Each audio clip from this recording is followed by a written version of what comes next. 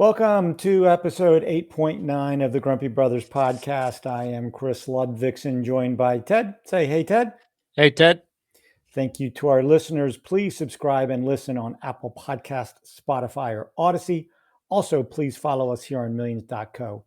And Ted, before I go any further, I'd have to say that if Buzz Williams was not a suit and tie kind of guy, you look like you'd fit right in with the Maryland coaching staff right now with Yeah, your with your red Terps yeah, 3/4 yeah, zip thing going on. yeah. I've got the new style of all the coaches now, where they dress like something like this. Yeah, Yeah. yeah. But Buzz has got the whole nine. He's got the vest, the whole. Yeah, it's too bad they stink, but they don't stink. They're in rebuilding, flux. Ted. They're They're in flux. rebuilding, and Yeah. in Buzz we trust. I don't know about that, but yeah, Trust me. Trust me. they'll be okay. They'll be all right. They'll be better. Within a I couple know. years, they'll be back in the tournament. Today is all baseball, and we're going to begin with the implementation of the ABS challenge system for balls and strikes. Then we're going to continue with a variety of ongoing news stories that are impacting the financial aspect of the game. And if we have a little time left over, we're going to discuss a few remaining free agents to get back onto the field.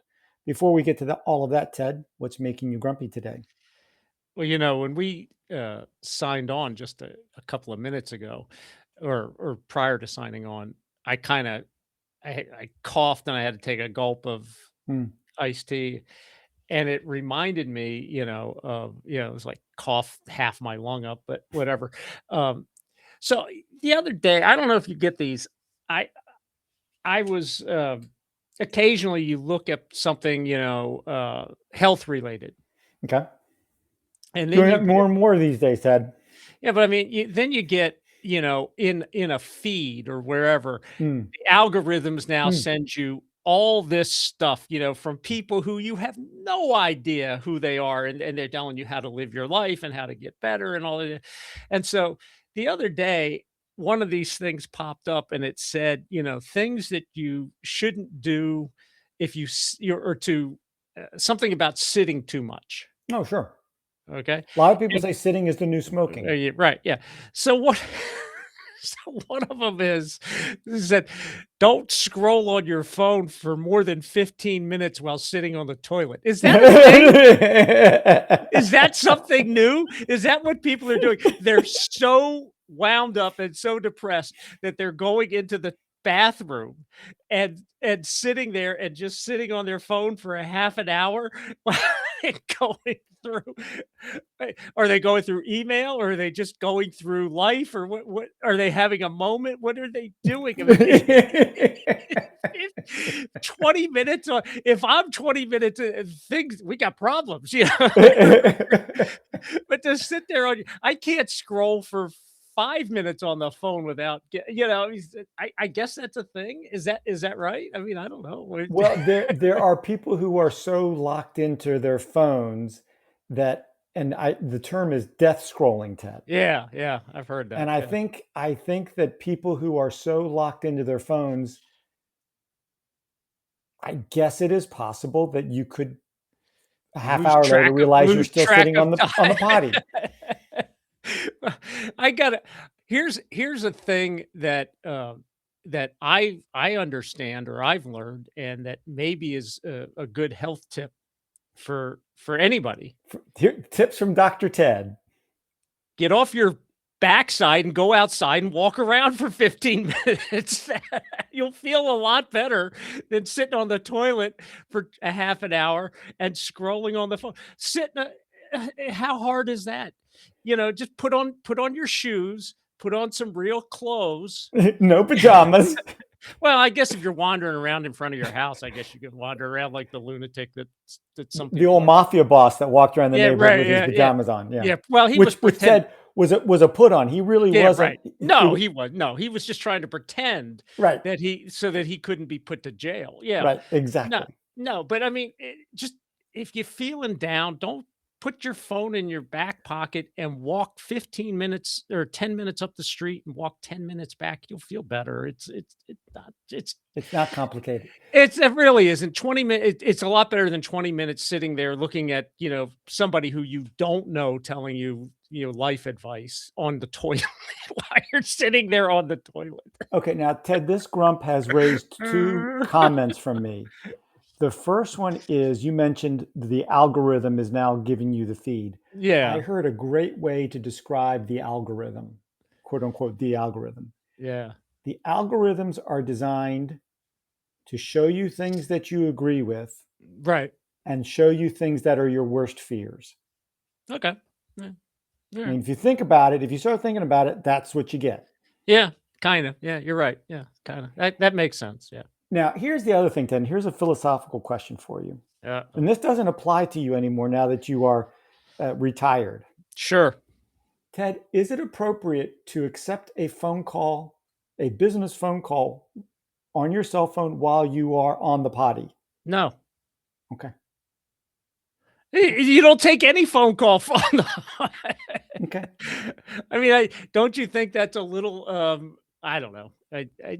It's kind of like that remember in Seinfeld when Elaine expressed, you called somebody about their sick parent in the hospital and they were like, oh no, faux pas on the phone because you couldn't be bothered to be sitting down or something. Yeah, I don't remember exactly what it was, but yeah, that seems like a major faux pas to take any kind of phone call Okay. on the job.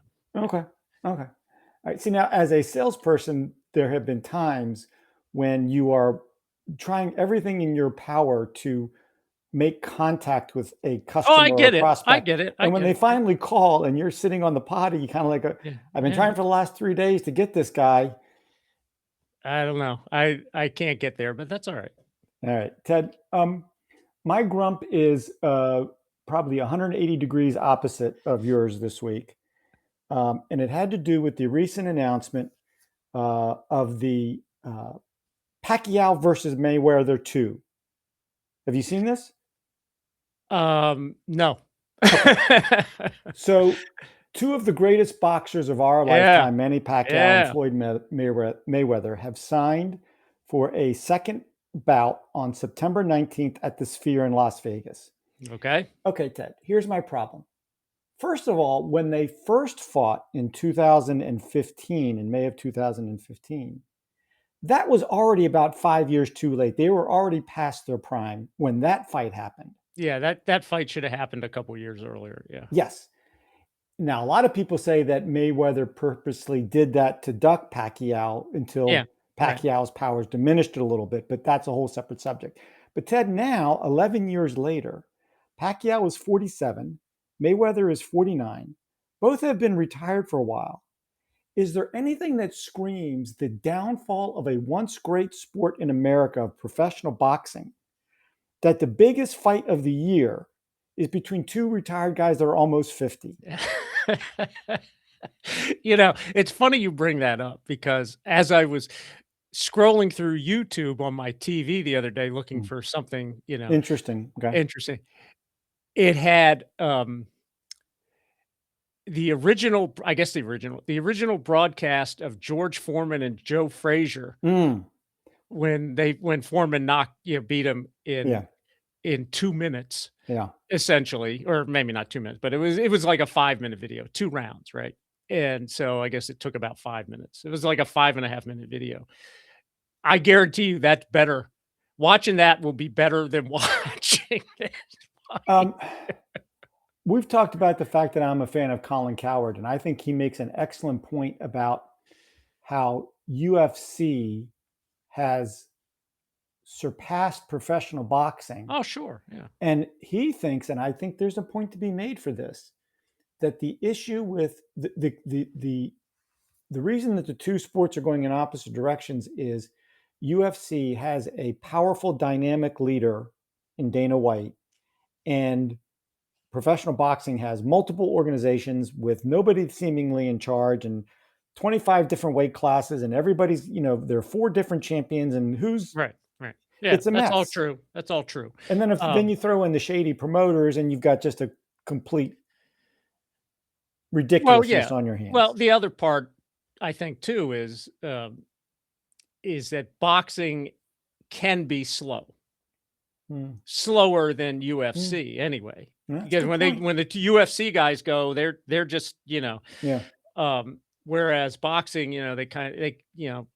they're feeling each other out, they're moving around. It's not. Particularly a Mayweather fight. Yeah, Mayweather is right. such He a doesn't he defensive specialist and counterpuncher that if you don't do anything, he's just going to stand there in front of you until you do something. right, So, yeah. yeah, that's Yeah, an excellent point. the fight that could never have happened because of their ages, but would have been great, I think, would have been Joe Frazier and Mike Tyson Oh because my they both gosh. went forward. Oh my gosh. Might not have lasted long, but it would. No, no. Oh But my that I gosh. think that would have been great because, Ted, they just went forward, you think know? about the great boxers that we enjoyed in our earlier days in the heavyweight, from Ali to Frazier to Foreman to even Larry Holmes, who was Yeah. not maybe as great as any of those, but a very good fighter. And then in the middle classes, you have Sugar Ray and Hearns and Hagler and Duran. We had stars that were worth sitting down and watching. Yeah, right, yeah, yeah.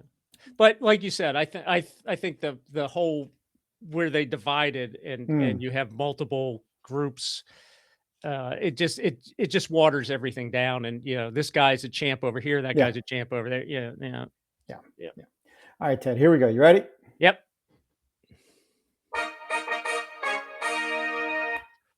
Okay. Again, reliving our youth, Ted, when we Okay. were young pups Yeah. in Major League Baseball, Yeah. batting average was an exalted statistic. Yeah. But with analytics, players like Rod Carew and Tony Gwynn would be afterthoughts these days. Yeah. Ted, last season in all of Major League Baseball, Mhm. there were all of 7 players that hit over 300 for the season. Okay. Who led the major leagues in batting average last year, Ted? Judge was up there, but I don't think it was him. Um, Hold on. And Hold on. Luis. Yeah. Hold on. Go ahead and say it. What? Go ahead and say it. Luis No, Arise no, no, didn't no, go. no. No, You, no. you were right at the first time. Judge, really? Wow. Okay. Yeah, No, Ted. I thought somebody else was leading him most of the year, and maybe he caught him at the end. And I don't actually, Ted, he actually won by a fair amount. Aaron Judge hit 331 last year. know. Okay. Bichette hit 311. Jacob Wilson with the A's hit 311. George Springer with his bounce back season hit 309. Jeremy Pena from the Astros had a bounce back season hitting Okay. 304. Trey Turner 304, and then Yandy Diaz from the Rays hit 300 on the button. Well, maybe it was 2 years ago. I guess it was 2 years ago where Judge and somebody else were fighting it out for the American League title for most of the year, and I think he And I came in think you're second. right. I think it was last year at the end someone went past, and I'm trying to remember who it was. Yeah, yeah. I don't. But yeah, I thought there was. Yeah, I just thought I didn't realize last year he had such a big lead. Uh, And yeah. like I said, I mean, people who don't know Rod Carew, he was such one of the things he did for players. This is going in the Wayback Machine, back before this was outlawed. He would always chew Right, tobacco in the right side of his gum right. because he felt that widened and opened up his Yeah, right eye, which was his lead eye facing the pitcher as a left-handed hitter. yeah, yeah. It's the little things. It's the little things. He also stole. He stole home base 7 times in 1 year. Did he really? Yeah, I think it was 69 or 70 when Billy Martin was running the Twins. Twins? Yeah, Wow. yeah. Something Wow. like that. It was either 7 times in his career or 7 times in the season, but it was multiple times when Billy Martin was his manager. Now, that makes sense. That's how Billy played the game. Yeah. All right, Ted. Let's go over to the Oh, by the way, ABS. I saw something real quick. How many times do you think Tony Gwynn struck out 3 times in a game? Playing 20 years basically every day, right? Because he played a lot. I will say 5. Well, I think it was like once or twice. Really, Somebody that's said all. once, but yeah, Really. under 5. Yeah, just the fact that, because he had, however many at bats, 600 at bats a year, for basically 20 years. Yeah. And he struck out 3 times in a game, less than the number of times on your hand. Yeah. Yeah. Nuts. All right, Ted. Major League Baseball this season will implement the ABS, which stands for Automated Ball Strike Challenge System. Yep. Each team gets 2 challenges per game, and if the Right. challenge is successful, the team keeps the challenge. The system will be used in all major league stadiums, except for some of those special settings like the games in Mexico, the Field of Dreams game, and the game at the Little League Classic. So Then basically, those games shouldn't be played anymore. But beyond that, go ahead. well, that's an interesting point. Okay, before I get into my thoughts, your thoughts on Major League Baseball implementing this system? It's about time. Okay. Finally. I mean, I've been watching, there was a highlight recently of spring training, and the 2 teams combined challenged this umpire in the first 3 or 4 innings 5 times and went 5 for 5. Really? I mean, here's I saw years ago, I think it was on, when ESPN used to do those good documentary type shows. The 30 for 30s. Yeah. Yeah, something like that. And they were oh no, I know what it was. It was the Bryant Gumbel show. Oh, okay. Real sports. Yeah. And they were talking about, using automated umpires at home, or automated balls and strikes at home plate. And they were showing it being used in like an independent minor league something. And they just and it went fine, and everybody was. And then they were talking to, and then as a, sort of as a counterpoint to that, they're talking to this major league umpire, and I forget which one it was, but he was a veteran umpire. And the umpires received, at that time, I don't know if they still do, a CD after every game of balls and strikes, what you did right, what you did, And they said, well, do you review them? The guy said, no, I just throw them away. Well, you're supposed to they're there for you to get better. He goes, I know my strike zone. Well, if your strike zone isn't what's in the book, then your strike zone is wrong. You don't get to make up the strike. Oh, well, if it's 6. No, I think this is an ideal thing. It's going to take some guys some adjustment period. It could go wrong for some teams really quickly too in a game like where if Bryce Harper loses his mind and challenges every match, the Phillies could be out at the end of the first inning. But I think it's a great thing. I think if it moves quickly, it can't last more than a couple seconds. Okay, so Ted, I've got some important points on that. Okay. So we're in lockstep on this, and that I support this as well. The first thing that I want to say about this is I am excited that a sport in Major League Baseball that for so many years, in so many ways, has been limited in its popularity by being so stuck to its traditions and being very stodgy. And they had a huge success with the pitch clock and the elimination of the defensive shifts. Those 2 things made the game so much more enjoyable to watch. Right. Okay.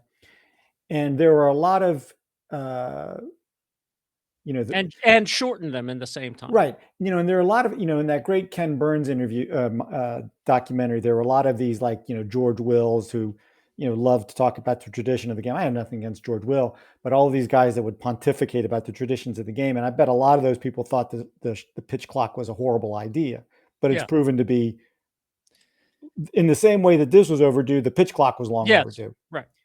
So I'm excited the fact that baseball they are shedding their stodgy, we've always done it this way mentality to make the game better. Right. So I like that. Ted, the other thing, as much as your comments about home plate umpires are accurate, and I think there are a lot of umpires who think they're more of the show than they should be. Right. The Joe Wests of the world. Okay. Yeah, no, nobody's plunking down $50 to watch you call balls and strikes. Exactly. Exactly. But Ted, I do like the fact that they're keeping the home plate umpire there and not making it and not eliminating him from that They as the they were primary always way for calling balls and strikes. well, when they did this thing on the HBO show and they showed the minor league, they had an umpire behind Oh, home. and he got a little signal that said ball or strike, and he did the signal. And he did because you have to have somebody behind home plate because there are plays at the Sure. plate. The home plate umpire is responsible for fair and foul prior to the ball getting to first or third. Uh, there, so it's not like an umpire is going to go away. Hmm. It's just his responsibilities are going to be less Changed. behind him, and they don't get paid more for for calling balls and strikes, Hmm.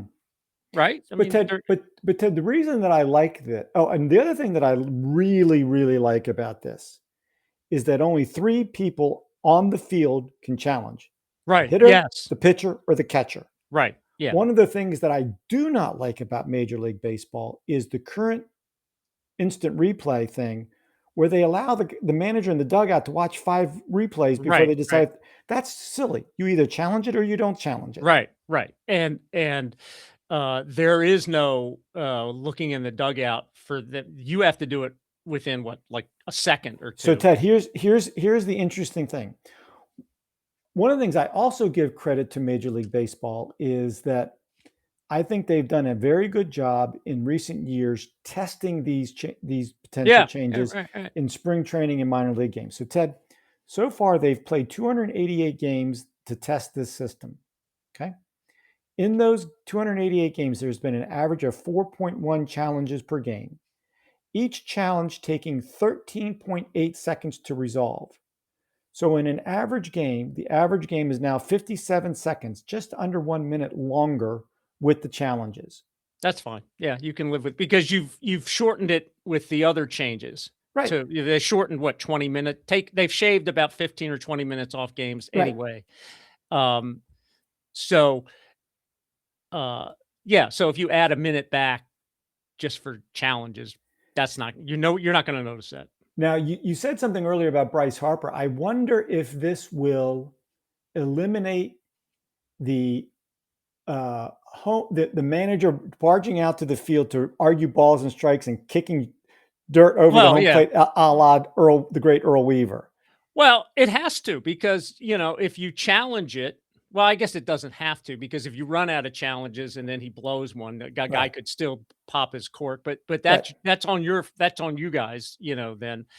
But yeah, I mean, it's certainly going to diminish how much nonsense time is wasted with that and all the barking from the dugout. You bark all you want. You got a challenge, you Yeah, use it, yeah. and if you're wrong, guess what? And Ted, to your point earlier about Harper, I wonder if managers are saying to players, "Hey, look, here are our rules on challenges. In the first 5, let's say 5 innings, if I were a manager, I would say to my players, in the first 5 innings, the only reason you should challenge it is if you have a runner in scoring position and it's a third strike. Okay.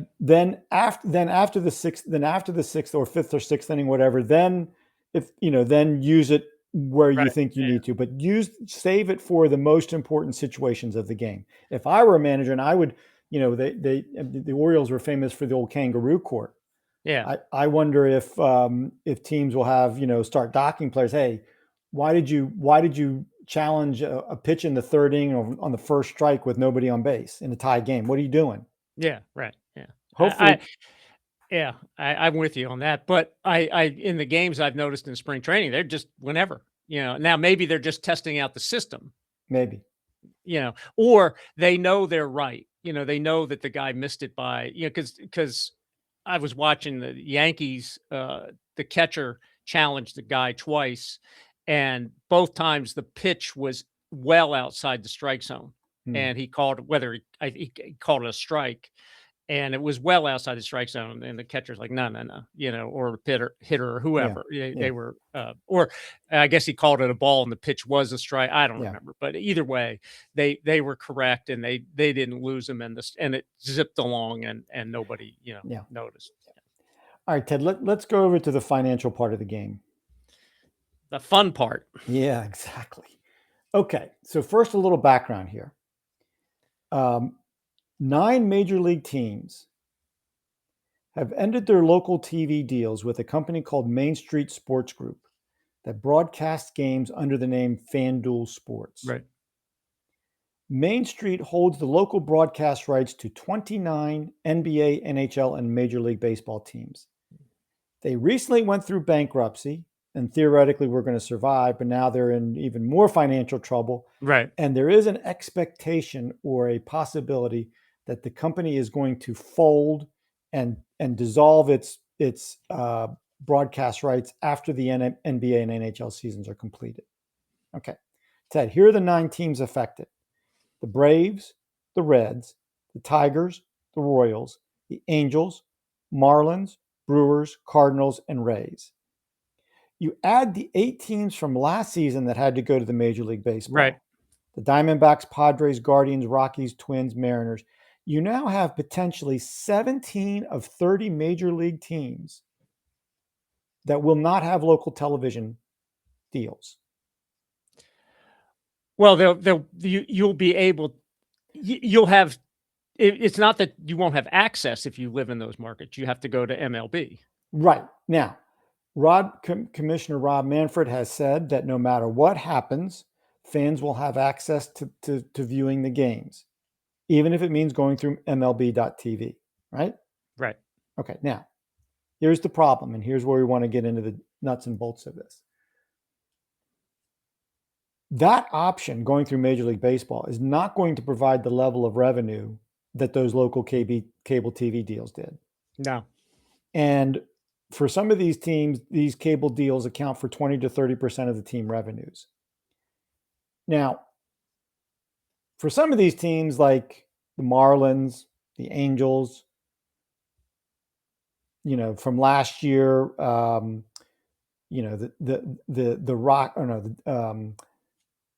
Rockies, some of these teams, they're not going to compete anyway. Right. But Ted, you're looking at the Braves. The Reds are a playoff contender. The Tigers with the Brewers, maybe even the Royals and the Rays, and last year the Diamondbacks, Padres, Guardians. We have a bunch of teams, the Mariners, that are legitimate playoff contending teams, that if they have 20 to 30% less of their revenue, is it possible midseason they're in the playoff race and they go, oh, that $15 million pitcher? No. Right. Can't go get him. Right. Now, last year, those teams that went to that Major League Network last year, supposedly Major League Baseball covered the difference. Okay. Between financially, the financial difference between what their contract was and what Major League Baseball could provide. That's not going to happen anymore. They're not going to do it for 17 teams. That's not going to happen.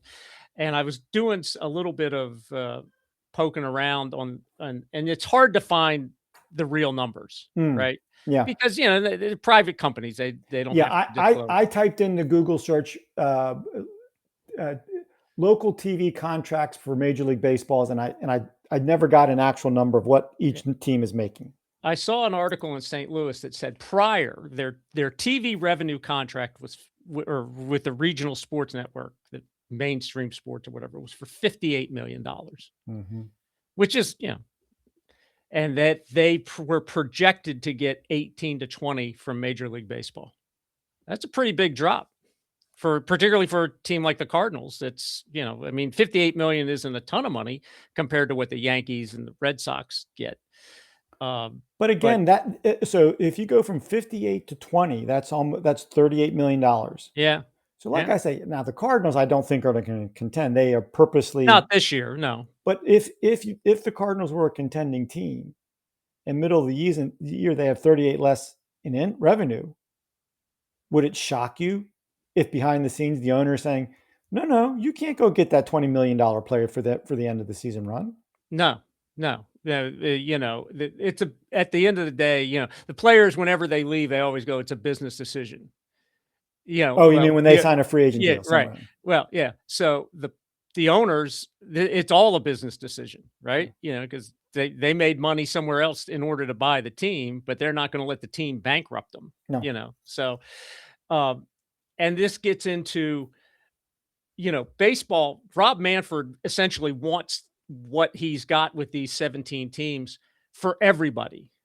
He Hmm. wants everybody to go through the MLB platform and stream everything and Hmm. have baseball sort of control it.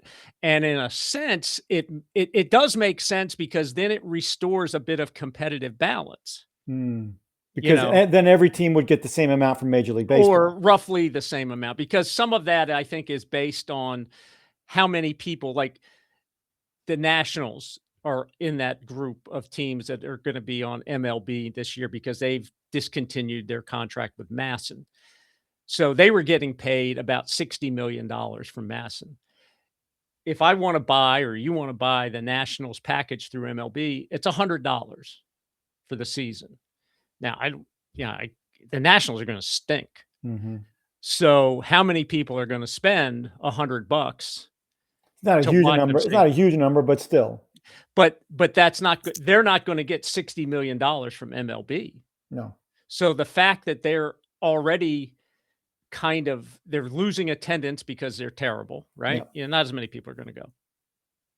So there's a revenue drop there. Revenue drop in uh, the TV contract, the local TV contract, just means that they're sort of it's almost like it almost puts them like in the beginning of being a Pirates type deal where Mhm.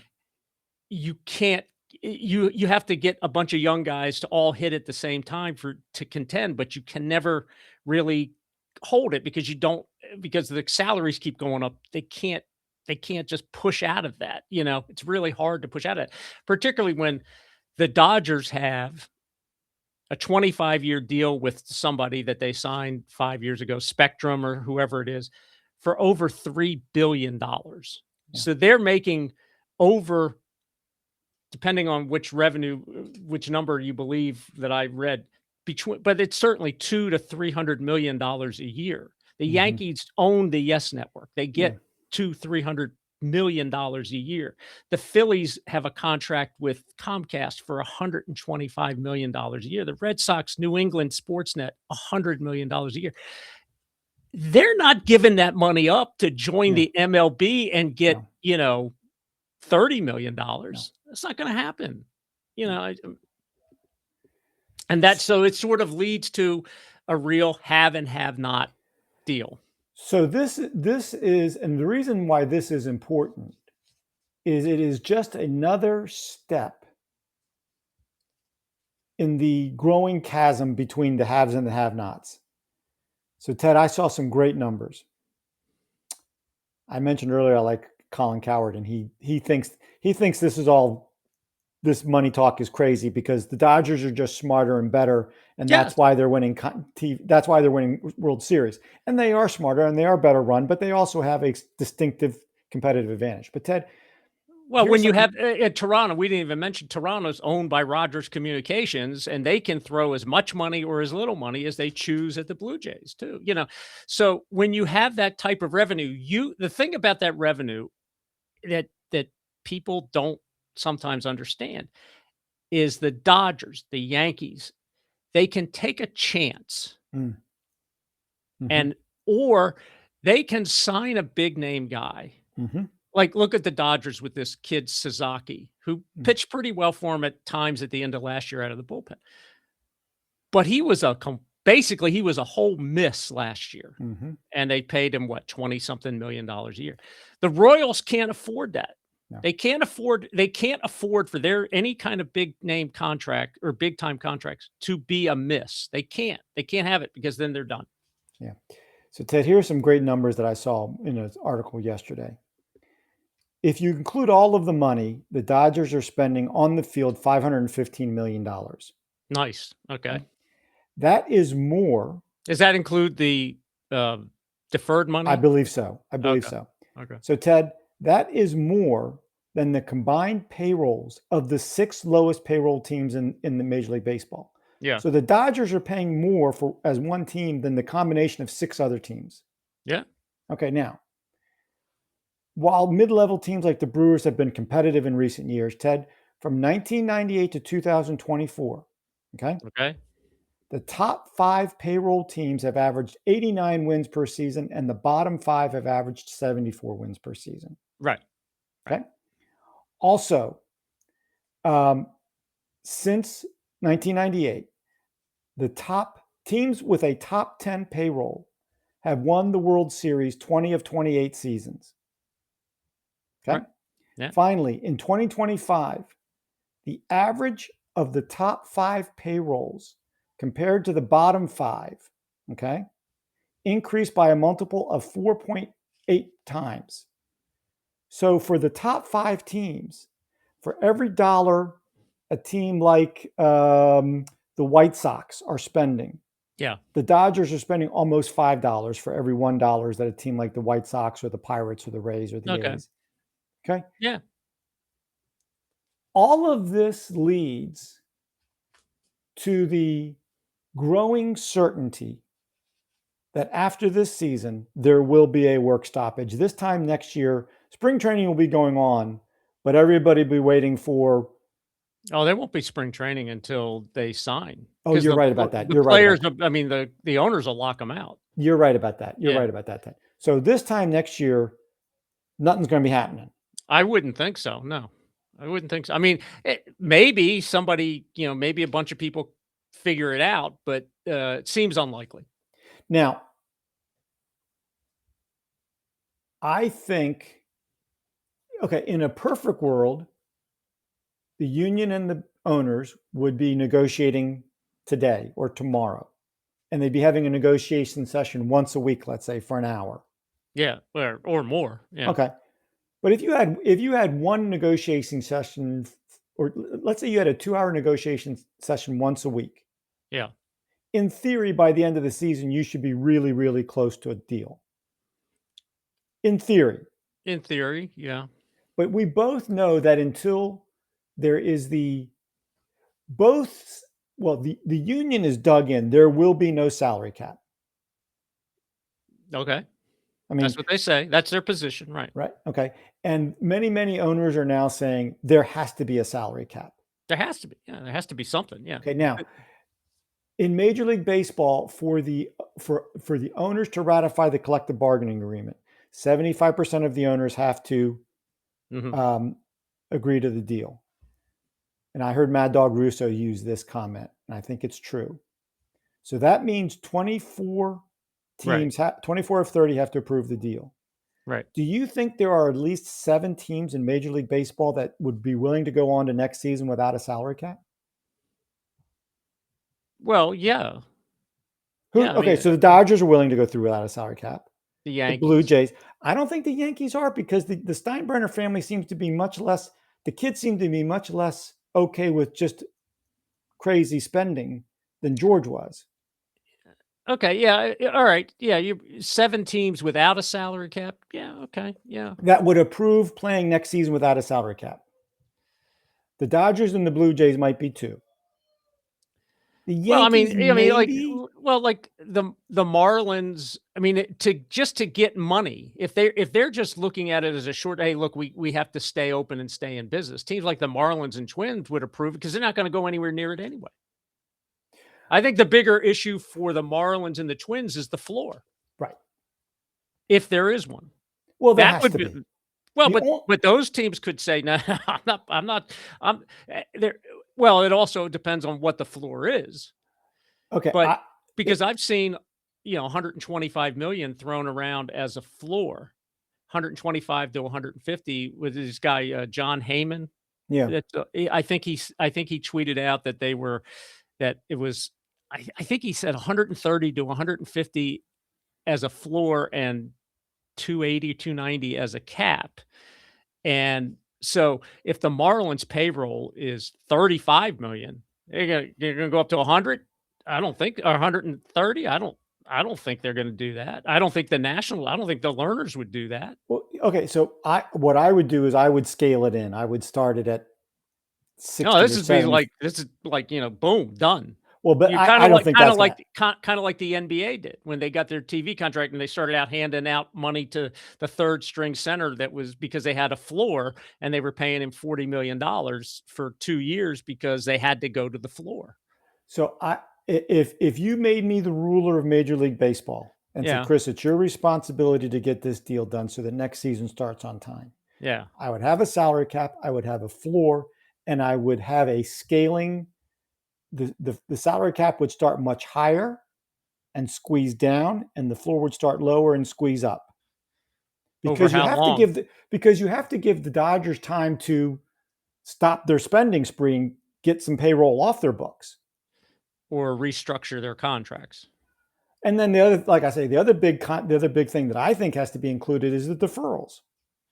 Now, I do. Yeah, I think that's a huge deal. Yeah. so I mean, those are the two big issues to get a salary cap in place: the implementation of a floor and what the floor is, and how do you handle deferrals. Yeah, but then you also have, okay, you now have a floor. How do the Marlins or how do the Nationals get to the floor when they are only getting $25 million from local TV? They can't do it.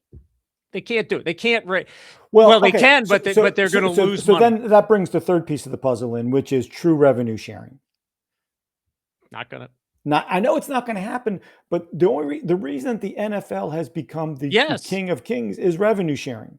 Right. That the Green Bay Packers and the Buffalo Bills make the same money from their TV deals as the New York Football Giants do. Well, but so you have a difference in the nature of the sports there because the NFL plays once a week. And there's no local television during the regular season. Right. And it's all national television. Right. Whereas the baseball has revenue sharing with the national contracts, and then it's the wild, wild west for locals. And you, so how about this? You can't make the Dodgers walk away from $300 million a year on a contract they signed. How about this? That the way you justify the sharing of the local TV money is that you say, okay, Dodgers, you can keep all your money, but you won't have that money if there's not another team on the field to play against you. And so that team that plays against you, they should get a part of that money. Well, they get parts of the gate. Not parts of the gate, parts of the TV money. Well, I thought, I guess I assumed that was part of the game. Because if the Dodgers were going to play an inter-squad game, nobody's watching. Right. But if the Marlins are in town, no matter how bad the Marlins are.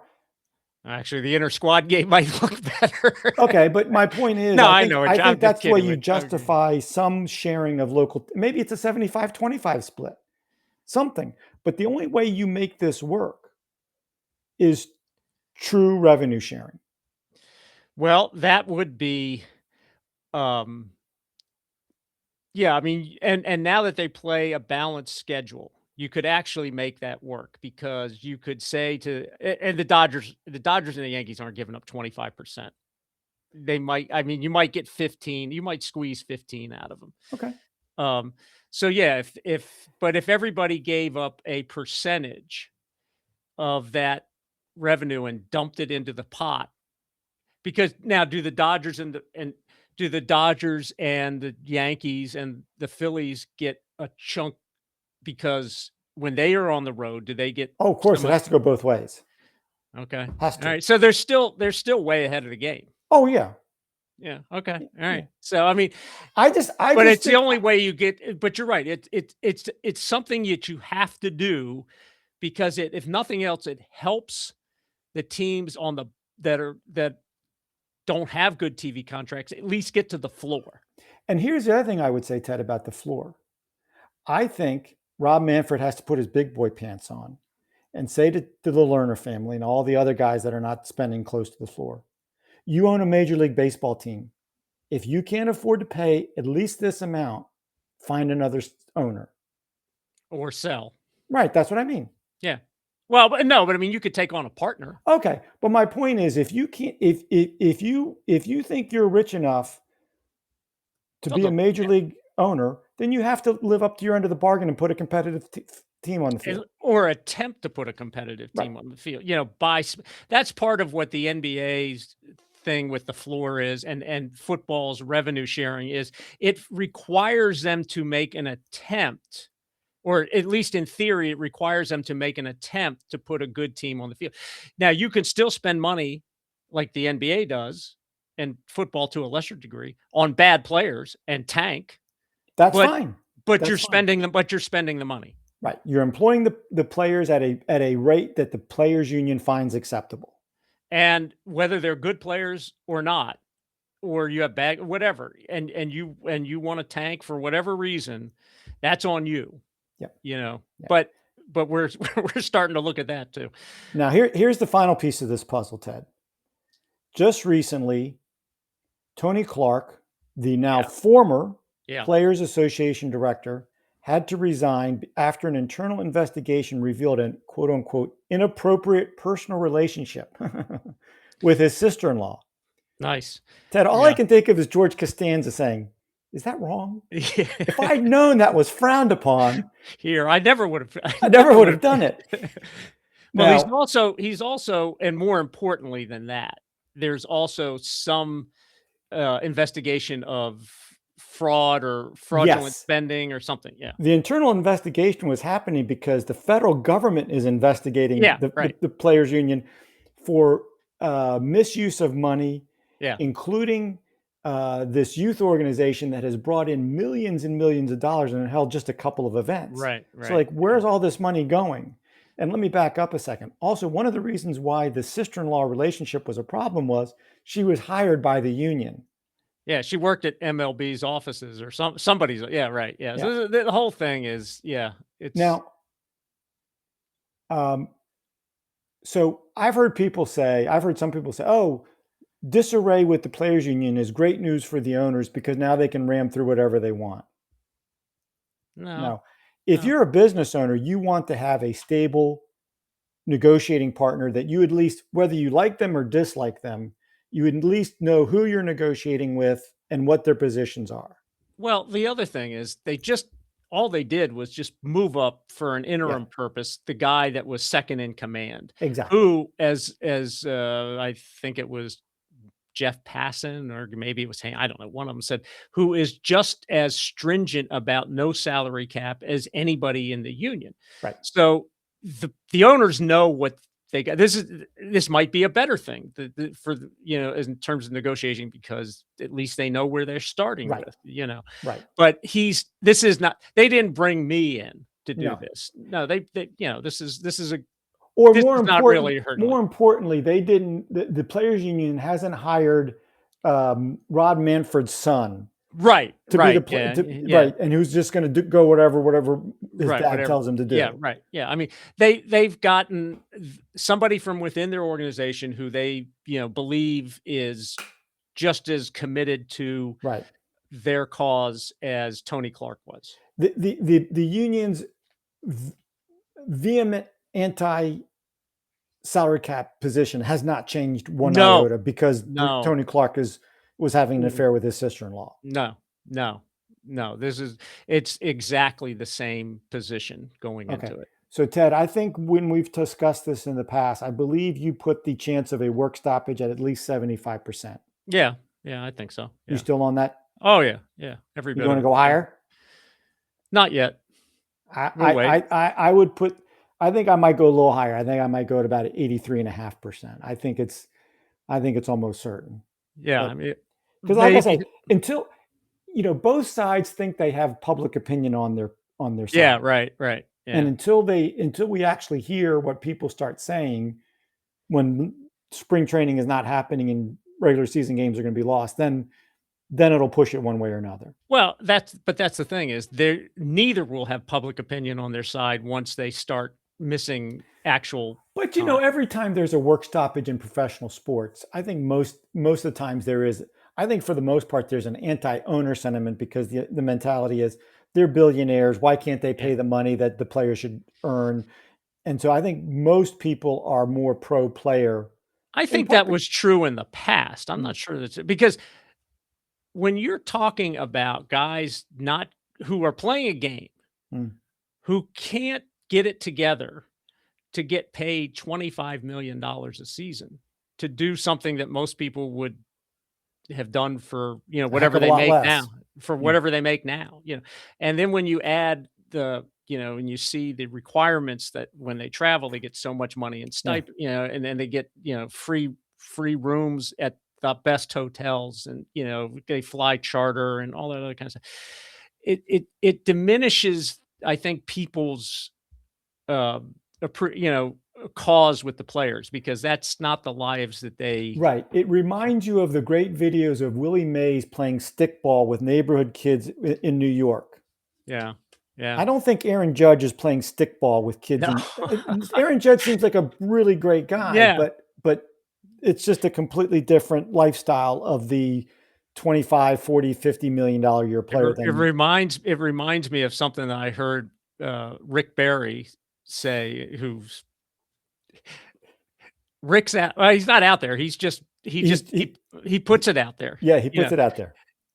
He said that they used to, when he was with the Warriors before he went to the ABA or whatever, that there were multiple, at least a couple of times where they just drove to LA before, the day of the game in cars. They, like, I don't know. I mean, they might not even rent. It might have been their personal cars. Yeah. I mean, so when you have that kind of thing, if that's true, then people would go with the players. But Yeah. when they're zipping around in charter jets and all Staying that in kind of, 5-star hotels and yeah. a little at $25 million a year, and they're getting meal money. Yeah. I think you can afford a meal. Yeah. Anyway. All right, Ted, let's wrap up with a few actual on the field player discussions. Okay. So I recently saw a list of the top remaining free agents, and you have pointed out that a couple of them have signed. Outfielder Randall Grichuk has signed with the Yankees. First baseman Rhys Hoskins has signed with the Guardians. Leaves a couple of interesting names that I want to see if you're interested in any of them. Ted, you're now the Phillies general manager. Yeah. All right. And Zach Good. Wheeler's not going to be ready to go. Well, I saw something recently, and they said he threw off a mound. Okay. He's not going to be ready for opening day. No, they think they're hoping, if best case scenario is probably the beginning of May. I think it's probably more like June. Okay. So you're the general manager of the Phillies. You bet. Okay. Last year you were a playoff team largely because of your dominant starting pitching staff. Right. Since then, you've lost Zach Wheeler to injury, and you've lost Ranger Suarez to free agency. You need a few arms. Which by the way, how stupid is that? That you're telling me they couldn't have signed him to that deal? What did he get? I didn't see. What was it? 4 years? I forget. It's like 5 years and 125 or 100. They could have made that happen. Well, here's my question. If you're the Phillies general manager and the ownership had said to you, okay, you can either re-sign Realmuto for whatever you gave him, or you can re-sign Ranger Suarez. I'm signing Ranger Suarez. I'm sorry. I know they have a catching issue in their minor league organization, and that Bryce Harper, is a JT Realmuto, and he's a great guy and all that, but no. No. All right, so Ted, but here anyway, are the guys that's a left. different issue. I'm still the manager. I'm still the GM. Okay. All right, you're still the GM. You've got 2 starting right-handed pitchers. Yeah. You've got Lucas Giolito. Now, Yeah. he did not pitch in the playoffs last year due to an elbow injury, but he's said to be 100% healthy and throwing normally. Yeah. He's a former first-round pick from our Nationals. Didn't work out in Washington, but in 9 seasons, Ted, he's 71-66 with a 4.30 ERA and a 1.26 WHIP. Last year with Boston, Ted, I hadn't realized how good he was last year. Yeah, he was good last year. Made 26 starts, 10-4, 3.41 ER, 1.29 WHIP. Now, he's not a top of the rotation guy. No. Okay, now let me throw a second name at you. Yeah. Another right-handed starting pitcher, Zach Littell, pitched last year for the Rays and the Reds. They're both 29 to 30 years old. He made 32 starts combined last year, went 10-8, 3.81, 1.1 WHIP. Yeah. Okay, do you want to sign either one of them? And if so, which one do you want? Littell. Tell me why. Because I think, he doesn't have an injury history as significant. Giolito has always been, he's had a few years where he's been great and a bunch of years where he's been average or hurt. And I think that Littell can go to the bullpen if I need him to, that he would be, I don't think he'd be okay with it, but that, you get to at some point, if you need him in the bullpen, he could do that. Or if he's struggling, you can stick him out there for a couple times again. Um, that would, and he pitched last year in Cincinnati. So without knowing his specific numbers in Cincinnati, very similar ballpark Hmm. to to Philadelphia. Um, so that would be my I think that he doesn't have, for lack of a better word, the cachet of Giolito's reputation or expectation level. So he might be a little more contract friendly kind of thing. That would be Neither, like I said, neither of these guys are going to. You're not going to, run out any of them out there against Shohei in the first game of a playoff and think you have a pitching matchup. But as a third or fourth starter in the middle of May, yeah, he's fine. Yeah, yeah. I see, because I look as a Phillies without Zach Wheeler, it's Nola and Sanchez, and no more Ranger Suarez. And so what Taiwan Walker, are we running him out? who was the other left-hander they had? They had three left-handers last year. They had Sanchez and Jesus Luzardo. Yeah, right. And so you're running out. So at the beginning of the year, you're gonna have Nola, Christopher Sanchez, and Jesus Luzardo, And Taiwan probably T1 Walker. Walker. Yeah. Yeah, and then I think they're trying to bring somebody up from the minors to fill in. I think I'm just as comfortable with Littell as Okay. I am with any of Walker and the minor league Do you guys. think Giolito would be a bad move? No, I don't think It it'd just- be a bad move. Because you- he pitched in Boston last year, so it's He's I pitched just in think, small parks yeah, in big competition. Again, it's as a just, third or fourth starter, either one of them is yeah, it's his injury issue. It's his injury history that bothers me more than anything else. Yeah. okay. Now, Ted, another interesting name is reliever, another right-handed pitcher, reliever Michael Kopech. Yeah. When he's healthy, he's a very effective end-of-game reliever. Ted, Yep. when he's been healthy with Los Angeles, 4.0, 1.54 ERA, 1.1 WHIP, and most importantly, as an end-of-the-game guy, 10.5 strikeouts per 9 innings. Yeah, he throws hard. Yeah. Power pitcher. Yeah. But now his arm, he's still not ready to go. Yeah. Yeah. If I'm the Phillies, I could store him. But he can't cost anybody any money. If you Well, that's the thing. If he said, "Hey, I just want to get a paycheck," you could sign him to a really low number, sit him on IR until the All-Star break, and if you're in the middle of it, you dust him off and put him out there, and away you go. Yeah, but I mean, how much can you expect if he's not going to be? Do they have any expectation of when he's going to be ready? I didn't see anything one way or another on that. So somebody would know.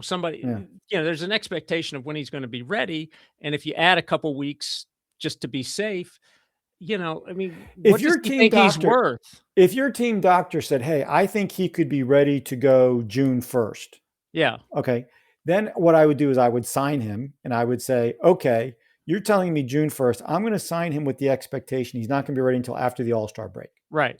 And I'm going to hope that I have a good enough team that I'm right there in the mix. And then, like I say, after All-Star break, maybe a couple of the other guys are down and you need a new arm in there, and you put him in there and start him out in the 7th inning. And maybe by the end of the year, he's your 8th or 9th inning guy. Yeah. The thing, like Rhys Hoskins signed a minor league deal with Cleveland.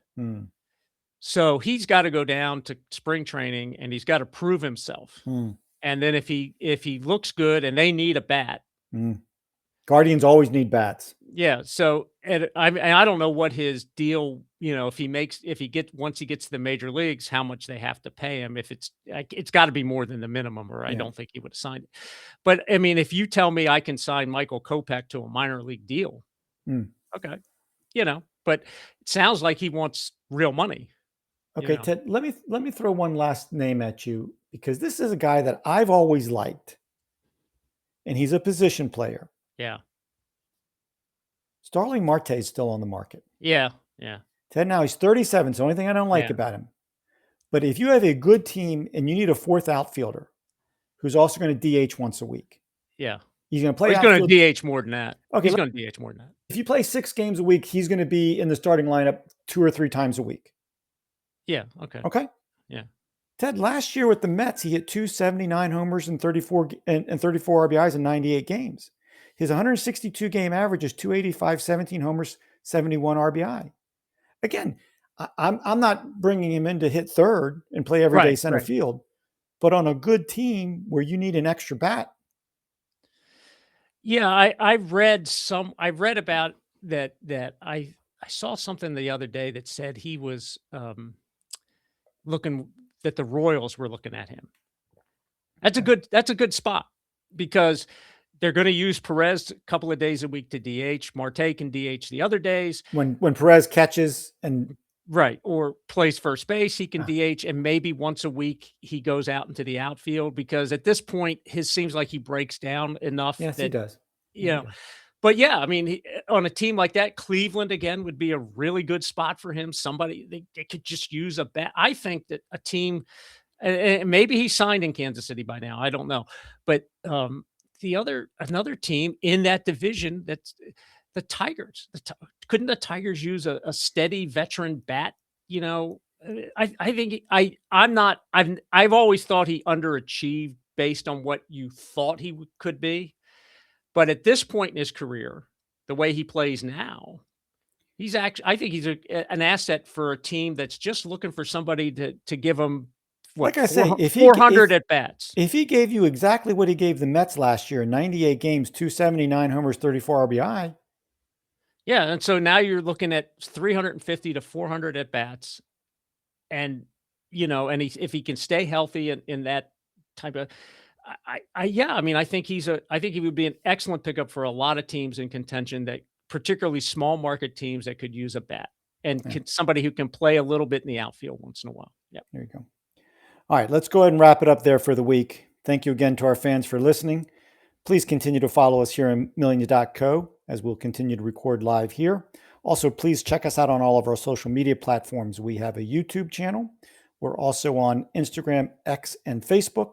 You can also email us at grumpybrothersports@gmail.com.